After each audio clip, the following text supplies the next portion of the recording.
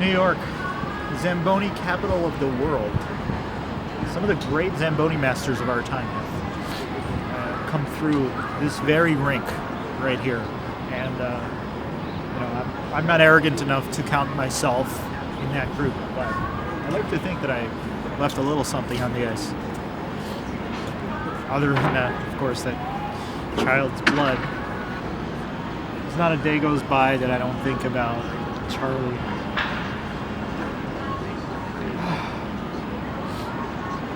He had a dream. He wanted to beat Petrenko in '92 Olympics.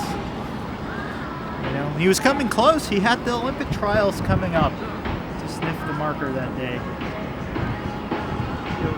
I was immature. I wasn't ready for the job. I wasn't ready for it. I wasn't ready for the responsibility, Back then it was just about the booze, the babes, sniffing glue, whatever I could get my hands on.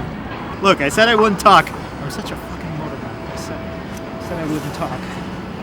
Charlie. I feel like it's my own son, I feel like I pushed my own son into that ice pond today. I mean, what the fuck? Why did he have to pick that day of all days to go ice fishing in a half-frozen rink? And I was on guard duty that day. You know what I mean? I was just doing my job. They all knew I was doing the job. My conscience is clear, but that's the way. That's how my grandfather taught me. The kid is being stubborn. You take his head and you dip it underwater, and you keep it in there for 5 seconds. It always used to work when I was a kid.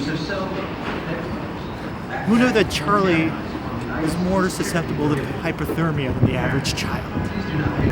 The stabbing's a little harder to explain.